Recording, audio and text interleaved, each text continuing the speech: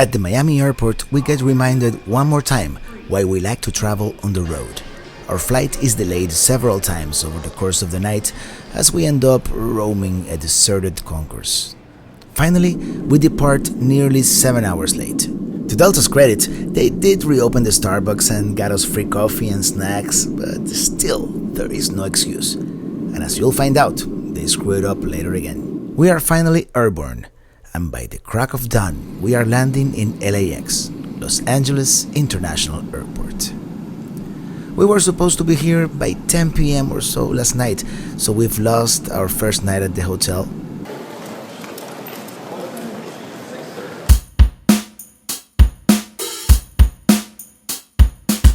Hello everybody and welcome to Southern California, Los Angeles. We are driving on the 405, which is a very important freeway like they call it here. And we're driving from the airport in LAX to our hotel in Hollywood.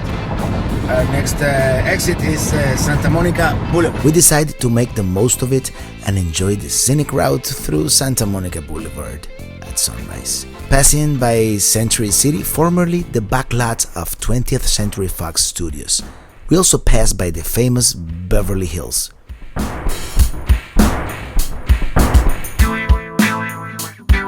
We make a left onto Fairfax Avenue with a great view of the famous Mount Olympus, which is populated by many celebrities. Then we turn right onto Hollywood Boulevard.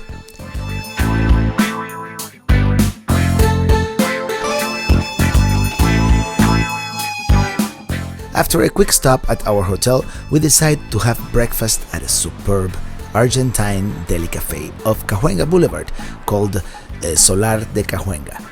That gives us enough energy to hike the Hollywood Hills. Our goal, to reach the summit of Cahuenga Peak, home of the Hollywood sign. We drive the sinuous streets of the Hollywood Hills, admiring the luxurious homes. Eventually, we find North Beachwood Drive, which ends at the Hollywood Ranch, the beginning of our coveted trail to the Hollywood sign. The sign originally used to read Hollywoodland, and amazingly enough, is not all that visible from most of LA. But here's the Capitol building. We've all seen the sign in the movies, so we've gotta go there. So we begin the long and strenuous ascent to Los Angeles' quintessential landmark, the Hollywood sign. The hike turns out to be a little more than we've bargained for, but in the end, it is worth the exercise. From the trail, we can see the Griffith Observatory, which we will visit later.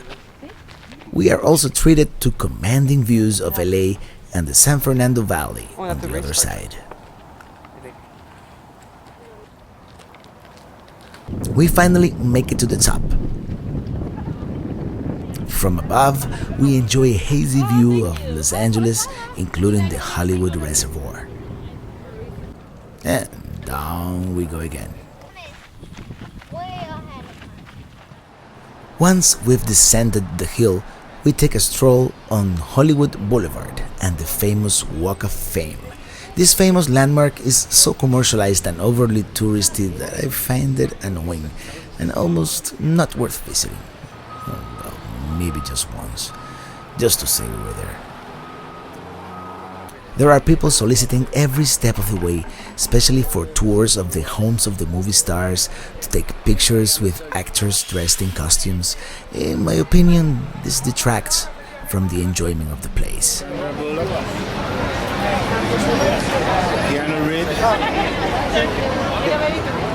Take a picture with me.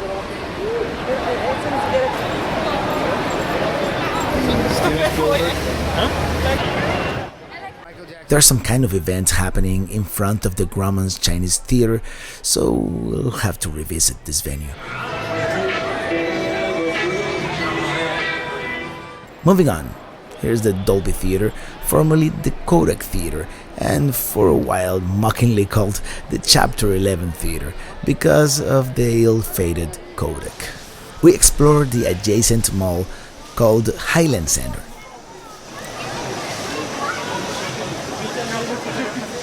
It's one of the best places to see the Hollywood sign besides hiking the hill. Yes, and we were up there a few minutes ago.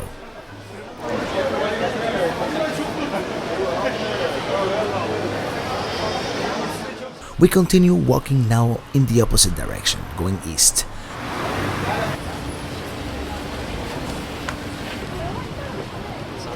You're like, you know what? On the corner of Vine, there is a special monument commemorating the Apollo 11 moon mission. And from that same corner, we can see the iconic Capitol building. The design of the building represents a stack of records on a turntable. Stars honoring the Beatles are visible in front of the building. George Harrison. Ringo Starr. Back to our modest yet centrally located Motel 6 for a most needed nap. Remember, we didn't really sleep much last night.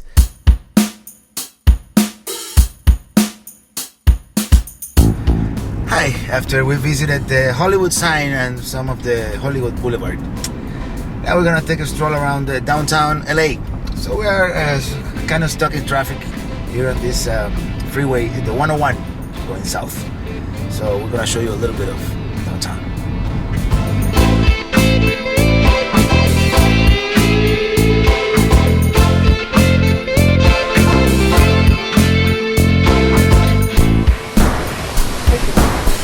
We park our car, which I have named the California Cruiser. I mean, look at the size of that thing.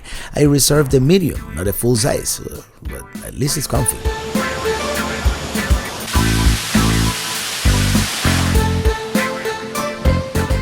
We decided to walk around a little bit around this area.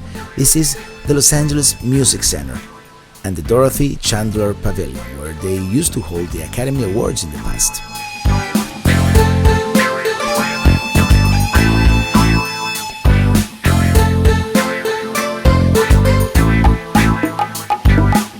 This older building is Los Angeles City Hall.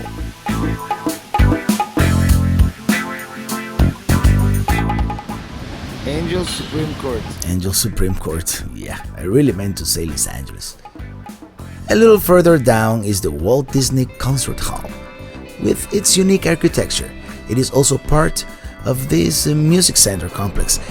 Besides its phenomenal architecture, it's supposed to have superb acoustics. We drive around downtown a little more. We cruise along Broadway Street, one of the city's oldest and most important streets, nowadays a little rundown. We continue on Broadway until we reach the Dragon Gate to Chinatown. On a previous trip, we visited this area in a lot more detail. Olvera Street and Union Station are also nearby and definitely worth a visit. There are links to those in the show notes.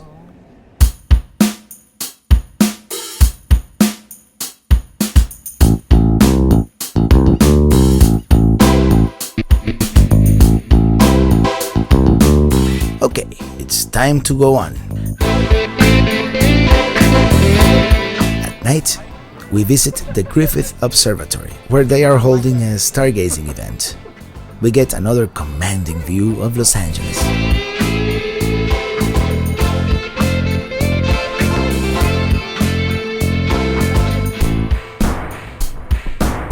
They even opened up the big scope for us.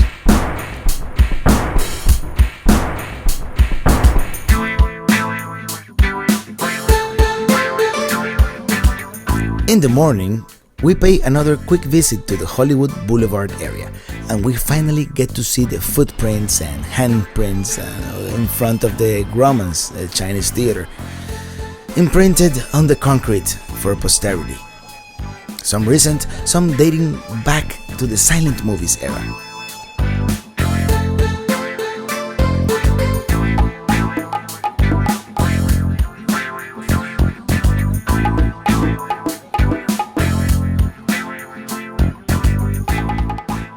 Moving along, we have breakfast at famous Jewish-style Cantor's Deli in Fairfax. Okay, we had to do it. Although we don't have time to take the tour, at least we passed by one of the studios, Paramount Pictures, on Melrose Avenue, for the photo opportunity.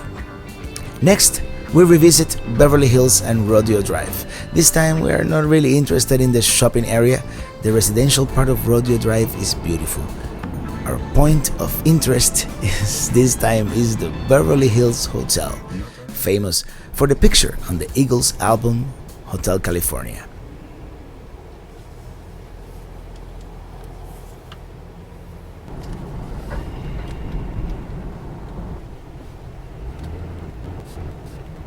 Yeah, this is it. If you want to see the shopping district in more detail, please refer to the video in the show notes. We were there a year ago. We decided to visit another well-known place, the Playboy Mansion.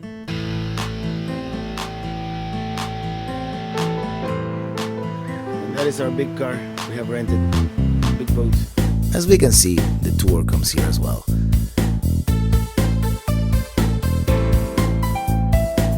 Moving on, we also cruise the streets of Bel Air. Just great mansions with great landscaping, and we don't really know who lives there, so what's the point?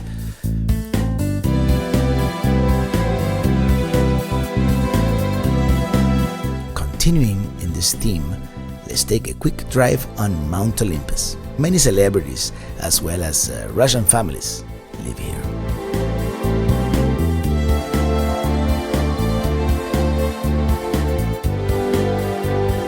Okay, time for one of our last ports of call, Hippie Town, Venice Beach. This is a unique place where one can feel a special microcosm of Southern California culture. Let's take a stroll around the boardwalk.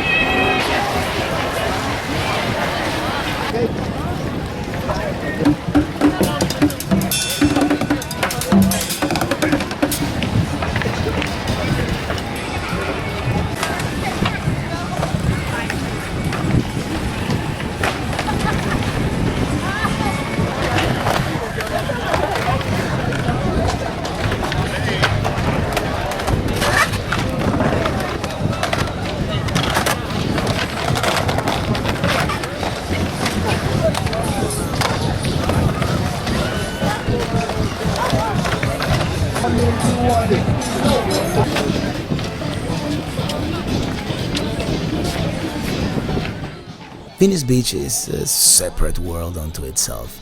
I've never seen so many people carelessly having fun, being their free selves with little or no regard for the rest of the world. It feels like this town needs its own show, so we can document the nature of this place. On our next episode, we will explore Venice Beach a little more and its neighbor, the Santa Monica Pier. From here, we'll begin our journey on the Pacific Coast Highway. Until then, thank you so much for watching and enjoy the road.